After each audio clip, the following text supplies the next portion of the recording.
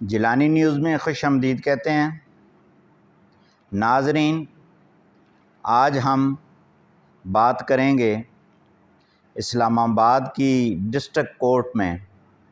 عمران خان نے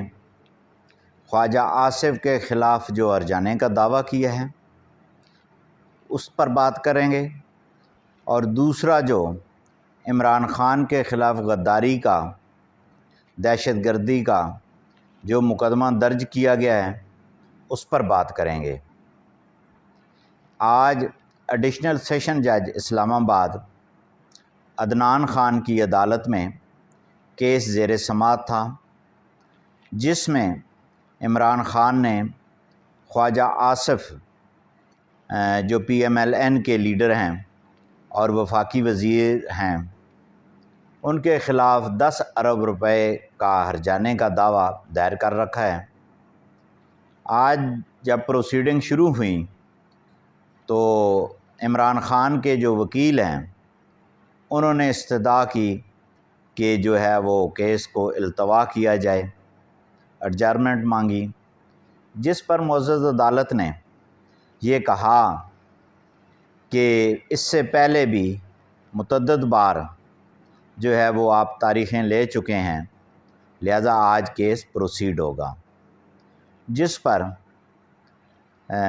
عمران خان کے جو وکیل تھے انہوں نے یہ کہا کہ جو مین کونسل ہیں وہ بیرون ملک ہیں اور عمران خان کسی میٹنگ میں مصروف ہیں، لہذا عمران خان جو ہے وہ آج عدالت میں پیش نہیں ہو سکتے، جس پر معزز عدالت نے تاریخ التوا جو ہے وہ 5000 روپے ہرجانے کے ساتھ منظور کی، اور عدالت نے یہ حکم دیا ہے کہ بار بار تاریخیں لینے سے عدالت کا جو وقت ہے قیمتی وہ ضائع ہو رہا ہے، لہٰذا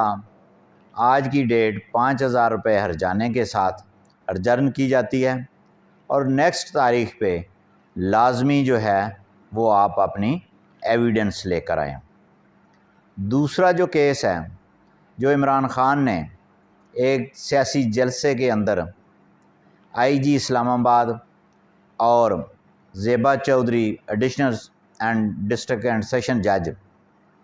اسلام آباد کے خلاف جو نازیبا گفتگو کی،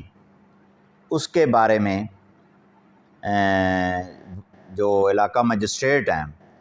انہوں نے وارنٹ گرفتاری جاری کیے ہیں۔ جیسا کہ آپ کو معلوم ہے کہ اس سے پہلے عمران خان جو ہے وہ Zeba Chaudhry additional district and session جج اسلام آباد کی کورٹ میں بھی گئے، تو وہاں پر جج صاحب تو رخصت پر تھے، تو وہاں پہ جو عدالتی کرسی تھی اسی سے مخاطب ہو کر معافی تلافی کی بات کرتے رہے، لیکن اس کے باوجود کرمنل پروسیجر کورٹ جو ہے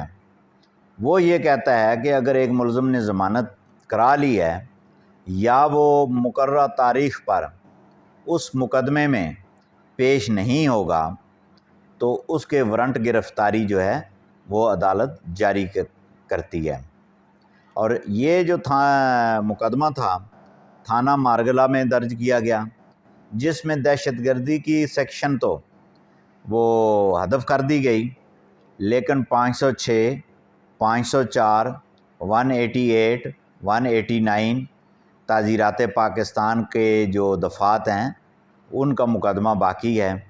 تو عمران خان صاحب جو ہے وہ مجسٹریٹ کی کورٹ میں بھی پیش نہیں ہوئے بطور ملزم،